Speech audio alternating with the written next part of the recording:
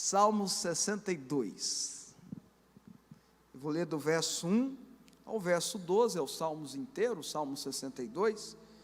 Esse Salmos escrito por Davi, e que os estudiosos dizem que tem uma participação de um personagem chamado Gedutum, ou Gedutum, que era um ministro de louvor, um ministro levítico, um dirigente de um dos corais de Davi.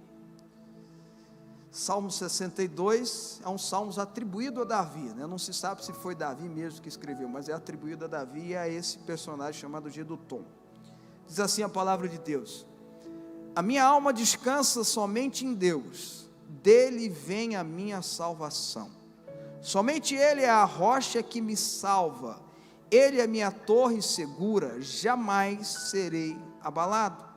Até quando todos vocês atacarão um homem que está como um muro inclinado, como uma cerca prestes a cair? Todo o propósito deles é derrubá-lo, de sua posição elevada. Eles se deliciam com mentiras, com a boca abençoam, mas no íntimo amaldiçoam, são falsos, Descanse somente em Deus, verso 5, ó minha alma, dele vem a minha esperança. Somente Ele é a rocha que me salva, Ele é a minha torre alta, não serei abalado. A minha salvação e a minha honra de Deus dependem. Ele é minha rocha firme, o meu refúgio. Confie nele em todos os momentos, ó povo. Derrame diante dele o coração, pois ele é o nosso refúgio. Verso 9. Os homens de origem humilde não passam de um sopro, os de origem importante não passam de mentira. Pesados na balança, juntos não chegam ao peso de um sopro. Não confie na extorsão, nem ponha a esperança em bens roubados. Se as suas riquezas aumentam, não ponham nelas o coração. Verso 11. Uma vez Deus falou, duas vezes eu ouvi, que o poder pertence a Deus. Contigo também, Senhor, está a fidelidade. É certo que retribuirás a cada um conforme o seu procedimento. Glória a Deus pela palavra de Deus, amém? Você pode dizer comigo, glória a Deus pela palavra de Deus. Bom, como eu falei, esses salmos atribuídos a Davi, uma música, um poema, Davi está passando um ensinamento, e eu estava, ao refletir sobre esse texto, pensando, quantas vezes a gente prega, a gente fala, eu mesmo gosto de ensinar isso, o quão importante é o cristão confiar em Deus, o quão importante o cristão confiar no Senhor. Sem dúvida é a maior e melhor expressão de adoração que nós podemos dar. Cantar é importante, louvar a Deus é importante, orar é fundamental, essencial, mas quando nós confiamos em Deus, e confiamos em Deus como uma entrega de verdade verdadeira, é uma expressão de adoração verdadeira. E confiar em Deus precisa ser uma expressão. Eu não posso apenas confiar e não expressar essa confiança. Eu não posso apenas confiar de boca para fora, dizer assim, eu confio em Deus, ou ler um texto e declarar, eu confio em Deus. Não, eu preciso expressar essa confiança, eu preciso colocar em prática e demonstrar que eu confio em Deus. E aí eu refletindo nisso, como é que eu demonstro, como é que eu expresso a minha confiança em Deus? Refleti nesse texto, nesses salmos maravilhosos, esse Salmo 62. Davi, ao escrever esses salmos, dá a entender que ele está passando por um momento, talvez do seu governo, do seu reinado, ou momento da sua vida, que ele sente que tem falsas pessoas, que parecem que está do lado dele, mas que querem derrubá-lo. Davi, no decorrer da sua história, teve esses personagens. A Bíblia conta, por exemplo, de Aitofel, que era um conselheiro próximo dele, amigo dele, que estava sempre perto dele, mas quando houve uma rebelião contra ele, Aitofel foi um dos primeiros a traí-lo. Então há alguns salmos que a gente dá a entender que Davi escreveu, ou declamou pensando nessa traição de Aitofel, esse grande amigo dele, que aprontou com ele. Davi dá a entender que havia alguns conluios, para tentar derrubá-lo. Veja, não é que Absalão, o seu filho mais velho, tentou uma vez? Por mais motivo que tenha, ele quase conseguiu, se não fosse a intervenção divina. Veja, no verso 3 e no verso 4, ele fala isso: vocês tentam atacar um homem como se fosse um muro prestes a cair, como se fosse uma cerca prestes a cair. No verso 4 ele fala assim: o propósito de vocês é tentar derrubá-lo. Quantos desses adversários? E aí, hoje nós temos adversários espirituais, alguns naturais também, né, irmãos? Às vezes tem um ou outro natural. Mas quantos adversários espirituais que tentam nos derrubar-nos da fé, derrubar-nos da confiança que nós temos em Deus, derrubar-nos da nossa espiritualidade expressa, ou seja, fazer a gente parar de orar, fazer a gente parar de acreditar na Bíblia, derrubar a gente da fé. Davi estava nesse sentimento, ele olhava para aquelas pessoas falsas que o cercavam e falava assim: vocês estão querendo me derrubar, eu já estou me sentindo um muro prestes a cair, parece que só falta um empurrãozinho para cair. E aí ele começa a ministrar na alma dele, porque ele não podia cair. Davi era rei, Davi tinha posição, além de tudo era um homem que servia e confiava em Deus de verdade. A Bíblia diz que ele recebeu um título bacana, que ninguém mais recebeu: o homem segundo o coração de Deus. O homem segundo o coração de Deus ensina a gente a como expressar essa confiança em Deus. Primeira coisa que eu queria dizer é essa declaração maravilhosa que ele fala para a alma dele: somente em Deus. Então ele começava expressando a confiança: eu confio em Deus. Ele falava confiança. Eu e você precisamos aprender a falar: eu confio em Deus. Falar: bispo, mas mesmo que meu coração esteja com uma interrogação, claro, não é, a fé não vem pelo ouvir e ouvir da palavra de Deus? Então eu preciso muitas vezes falar para mim mesmo, ministrar a minha alma, e Davi ensina isso aqui, ele ministra a alma dele. Quantas vezes Davi ministra a si mesmo, com palavras, com cânticos, com música, com estudos, ele ministrava a si mesmo, ministrava a sua alma. Davi começa a dizer na sua alma: somente em Deus alma, somente em Deus emoções, somente em Deus sentimentos, somente em Deus eu encontro a resposta, somente em Deus eu encontro a segurança, somente em Deus eu encontro a vida, somente em Deus eu encontro a paz, somente em Deus eu encontro a direção, somente em Deus, ó alma. Ele ministra a alma dele. Aí eu fiquei vendo aqui como que ele vai ministrando, né? O que ele vai ministrando para ter essa confiança expressa. No verso 5 ele diz: descansa somente em Deus, ó minha alma. Ele fala: você precisa se entregar a Deus. O descanso é uma entrega. Eu não tiro em hipótese alguma a importância do descanso natural. Irmãos, há poder espiritual no descanso natural, sabia? Vou repetir para você entender: há poder espiritual no descanso natural.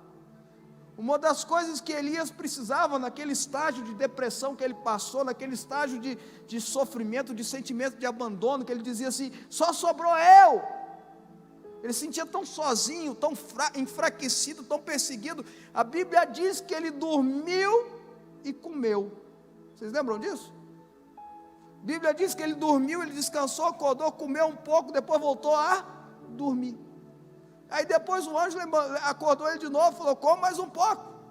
Eu não desprezo em hipótese alguma o poder espiritual que há numa boa canja de galinha, o poder espiritual que há no bom pãozinho francês quentinho com a manteiga dentro, o poder espiritual que há quando você está cansado e você precisa botar a cabeça no travesseiro e dormir.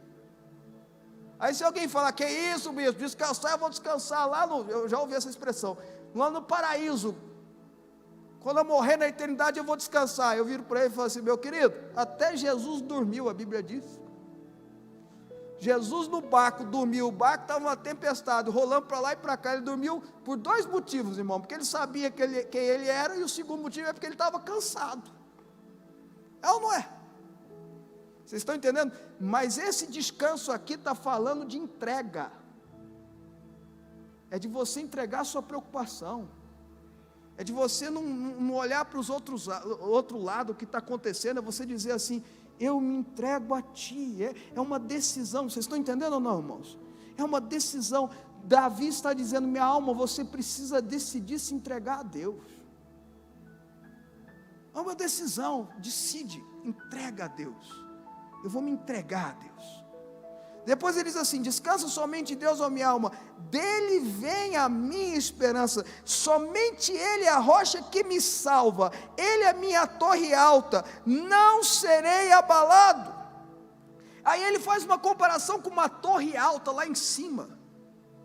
Torre alta na época bíblica, que é uma época anterior à época metal, que fala da idade do metal, dos metais.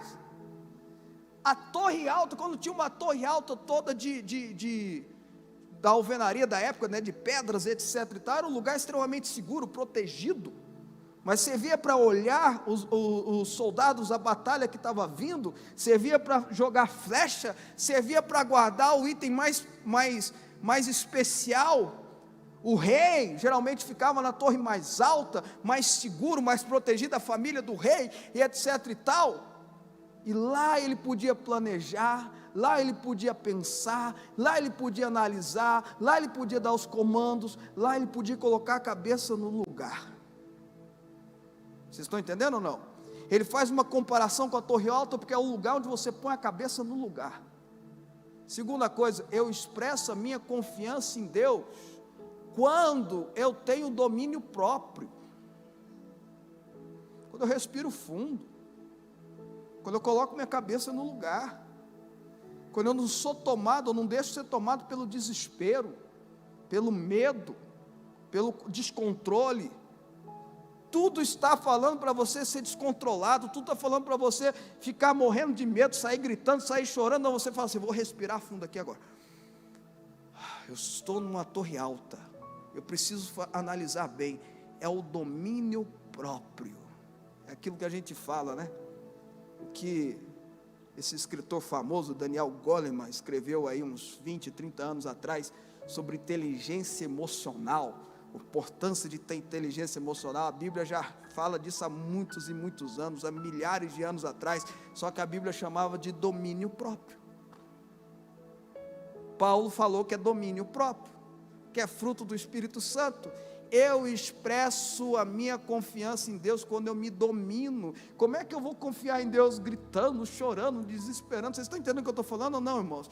Se eu fico desesperado, se eu fico chorando, se eu fico perturbado, se eu fico descontrolado, eu não consigo nem ouvir a voz de Deus, eu não consigo ouvir nem meu pensamento. Você precisa ministrar sobre a sua alma uma torre alta, uma torre forte. Vocês estão entendendo ou não, irmãos? Quem está entendendo, diga amém. Quem está comigo, diga amém. Depois, no verso 6, ele fala de segurança também, não serei abalado. Ele ministra segurança à alma dele. Fica tranquila. Quem está por você é Deus. Ele está falando para a alma dele. Você não vai ser abalado, não. Presta atenção, minha alma. Gente, quantas vezes eu e você precisamos falar para a nossa alma isso? Fica tranquila, alma. Calma. Vocês estão entendendo o que eu estou falando ou não? Se controla, fica tranquila. Maior é aquele que está aí dentro com você do que aquele que está no mundo. Olha, Eliseu, com seu domínio próprio, cheio do Espírito Santo, a Bíblia diz que vai lá os sírios atacar. E os sírios atacavam Israel. Eliseu mandava falar: olha, os sírios vão atacar de um jeito. O rei ia lá e ganhava a guerra. Os sírios estão vindo pelo outro lado. O rei, Deus revelava para Eliseu, Eliseu comunicava o rei de Israel ia lá e vencia as batalhas. Eliseu se tornou um baita de um informante espiritual, por causa de baita de revelação. Aí souberam, o rei sírio fica sabendo: olha, quem dá os avisos para o rei, não é que tem algum espião aqui não, é porque Eliseu está lá, o homem de Deus está lá. Então aí o rei manda o exército sírio ir para onde Eliseu está para prendê-lo. Aquele mundaréu de soldados vai na direção de um velhinho, de um senhor. E aí o discípulo dele, não se sabe se era Geazi ou não, mas a Bíblia fala que era um rapaz, nesse texto não usa o nome dele, desespera. vê aquele bando de soldados vindo para pegar Eliseu numa cidadezinha pequena, e fica desesperado, fica totalmente dominado pelo medo, assustado. Eliseu já estava ministrando na alma dele há muito tempo: minha alma, vai para a torre forte, minha alma, confia em Deus, minha alma, fica seguro. E aí o servo de Eliseu desesperado: meu pai, o que eu faço, meu pai? Eliseu faz uma oração: Deus, mostra para ele o que eu estou vendo. E a Bíblia diz que os olhos do servo de Eliseu se abrem, e ele olha para o céu, ele vê uma miríade de anjos, ele vê um exército de anjos, e aí Eliseu fala assim: perceba, estou falando as minhas palavras, depois você pode ler o texto lá em 2 Reis, perceba que mais são aqueles que estão conosco do que aqueles que estão nos nossos adversários. E aí a história é que Eliseu, uma hora eles ficam todos cegos, Eliseu leva eles para o meio do quartel-general do soldado de Israel, bom, enfim, com aquele ato sobrenatural eles venceram aquela batalha sem derramar um sangue. Vocês estão entendendo o que eu estou falando, irmãos? Você precisa ministrar segurança, é Deus que é a tua segurança, alma, isso é confiar em Deus, é confiar na segurança dele. Depois ele fala, eu vou acelerar um pouquinho, ele fala no verso 7, a minha honra, eu gosto tanto desse versículo, irmãos, a minha honra de Deus depende, a minha honra, a minha fama de Deus depende, a minha honra de Deus depende, não depende de quem me fala, quem me acusa, quem fala absurdo de mim, não, a minha honra é de Deus depende. Eu expresso a minha confiança quando eu dependo de Deus. É dependência. Eu posso ser independente em muita coisa, mas de Deus eu tenho que ser totalmente dependente. Eu não posso ter um quesinho de dependência de Deus, porque isso é sério. Escuta, meu irmão, de Deus você tem que ser 110%, não é 100 não, dependente dEle. Dependente de Deus, a intimidade que Deus quer ter com você é essa. Deus, o que eu tomo de café da manhã? Que horas que eu tenho que acordar, Deus? É lógico que eu estou exagerando aqui, mas é só para a gente entender. Que horas que eu vou sair, Deus? Eu devo sair, não devo? Totalmente dependente de Deus, a minha honra, a minha fama, o meu nome depende de Deus. Depois ele ministra no coração dele, confia, no verso 8, confia nele em todos os momentos, ó Deus, ó povo. Olha o finalzinho do verso 8, derrama diante dele o coração, pois ele é o nosso refúgio. Eu expresso a minha confiança quando eu ministro a minha alma. Busque a Deus com intensidade. Derrama. Essa é uma expressão que quando aparece na Bíblia quer dizer uma busca com intensidade. Ana, quando ela estava lá diante de Eli, orando, chorando, e não saía, ela não tinha nem força, o sofrimento dela é tão grande, que a Bíblia diz que ela abria a boca, ela falava, mas não saía palavra, e ela estava num jeito tão assim, né, diante de Deus, que Eli achou que ela estava bêbada. Vocês perceberam isso? Às vezes tem isso mesmo, irmão, tem pastor que não entende o que você está passando, não. Você está lá derramando diante de Deus, o pastor às vezes não entende mesmo. Pastor não existe super pastor não, pastor não é super homem, aliás não existe super homem, vocês estão entendendo ou não? Às vezes você está derramando diante de Deus de um jeito que a boca só está mexendo, e o pastor, o que está acontecendo com você, você está doida? Ana respeitosamente, reverencialmente olhou para Eli e disse: não pensa isso de mim não, eu sou mulher atribulada, eu estou derramando o meu coração. Quando a Bíblia usa essa expressão no Antigo Testamento, é uma busca intensa, eu estou me derramando, eu estou me derretendo diante de Deus. Eu mostro que eu confio em Deus quando eu me derreto diante dEle, não é derreter diante dos homens, é derreter diante de Deus. Os homens às vezes é igual a Eli, não vai entender não, mas diante de Deus eu tenho que chorar. Vocês estão entendendo, irmãos? Diante de Deus eu tenho que me desabar. Diante de Deus, até os homens mais machos aí tem que, é diante de Deus, é diante do papai. Vocês estão entendendo, irmãos? É desespero. Eu confio em Deus quando eu me derramo diante dEle. Aí no verso 11, eu estou já indo para o finalzinho, ele declara para a alma dele: uma vez Deus falou, 2 vezes eu ouvi, que o poder pertence a Deus. Contigo também, Senhor, está a fidelidade. É certo que retribuirás a cada um conforme o seu procedimento. Aí ele ministra 2 coisas para a alma dele que é importante. 3 coisas. 3 coisas. E aí eu vou terminar com essas 3 coisas bem rápido. Primeira coisa dessas 3 coisas, né? Ele ministra: Deus falou. Deus falou. Minha alma, se Deus falou, está falado. Deus falou. O compromisso maior com Deus é com a palavra dele, meu querido. Ele te ama, Ele quer cuidar de você, Ele te aceita do jeito que você é, Ele te recebe, Ele quer transformar a sua vida, Ele te aceita. Deus te ama. Olha, coisa maravilhosa. Mas Ele tem uma aliança com você, Ele tem um compromisso com você, mas o maior compromisso que Ele tem é com a palavra dele. Deus falou. Então, quando eu declaro a palavra de Deus, eu estou demonstrando que eu confio em Deus. Vocês estão entendendo ou não? Quando eu declaro a palavra de Deus, eu estou demonstrando que eu confio em Deus. Segunda coisa que dessas 3 últimas, né, porque a lista é grande que eu falei, Deus, Ele fala com a alma dele: o poder pertence ao Senhor. Ele fala da soberania de Deus. Quem manda é, em outras palavras, alma, quem manda é Deus. Você só é um vaso na mão do oleiro. Você só é barro na mão do oleiro. Eu gostei de uma expressão que me falaram, que eu li, não é minha, eu ouvi, mas eu peguei para mim. Eu vi um pastor dizendo assim: eu não sei por que a pandemia está acontecendo, mas Deus sabe, e isso para mim basta.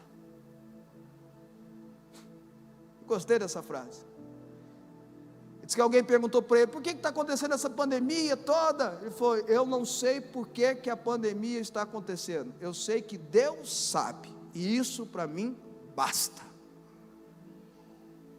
Ministrar para a sua alma, falar: alma, quem manda é Deus, Deus é soberano, Ele sabe todas as coisas, Ele está no controle de todas as coisas, Ele é Senhor de todas as coisas, Ele sabe tudo. Você confiar em Deus. Quando eu confio na soberania de Deus, eu estou expressando a confiança. Vocês estão entendendo, irmãos? E por último, confiar Ele ministra, né, na alma dele: Deus é fiel.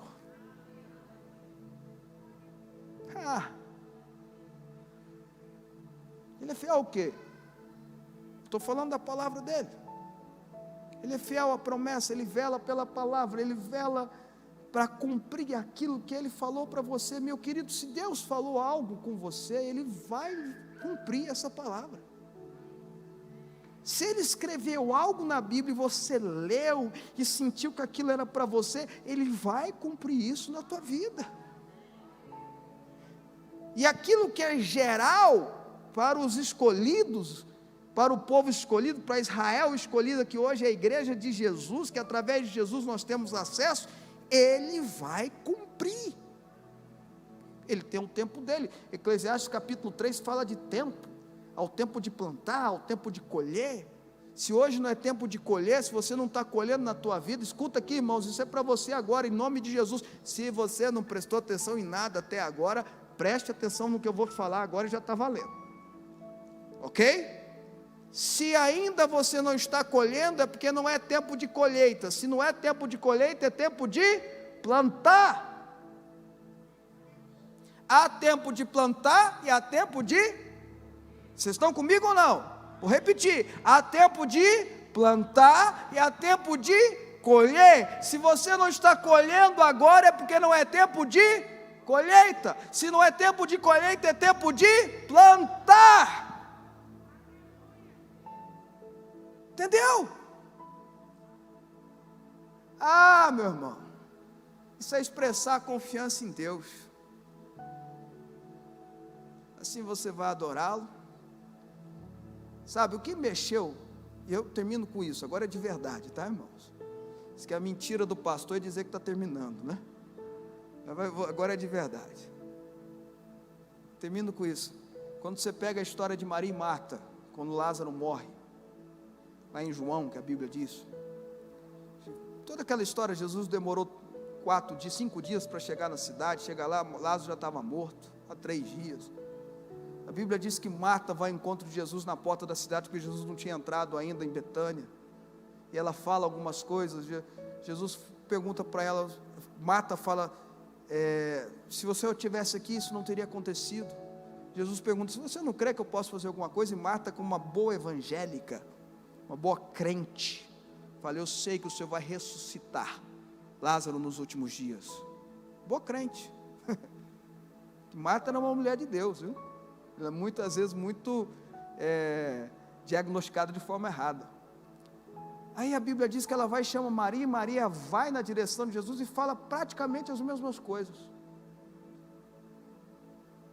Praticamente as mesmas coisas. Se o Senhor tivesse aqui, isso não teria acontecido. Maria, você não crê que eu posso ressuscitá-la? Eu sei que o Senhor vai ressuscitá-la. Mas a fala de Maria, a Bíblia diz que mexeu com Jesus. A Bíblia diz que mexeu lá no interior de Jesus. Comoveu Jesus ao ponto de Jesus ter chorado. E Jesus fala, me levam onde vocês enterraram ele, que eu vou ressuscitá-lo. E Jesus ressuscita Lázaro. Qual que é a diferença? Qual foi a diferença? Por que Marta não mexeu com Jesus assim, só Maria? Tem uma expressãozinha lá, a Bíblia diz que Maria o adorou. Maria confiou em Jesus. Não que Marta não confiava. A fé de Maria foi diferente. O que toca, o que faz Deus agir na sua vida, é a sua fé. E a sua fé é expressa através da sua confiança. Vocês estão entendendo ou não, irmãos? Não é o seu sofrimento. Ele sofre com você, ele chora com você, mas não é o seu sofrimento. Não é a sua dor. A Bíblia diz que ele é homem de dores, ele foi homem de dores, ele sabe o que é dor, mas não é a sua dor. O que mexe com Deus é a sua fé. O que faz a mão de Deus agir na sua direção é a sua fé. Confie no Senhor. Entrega teu caminho ao Senhor, confia nele. E no mais, tudo Ele fará.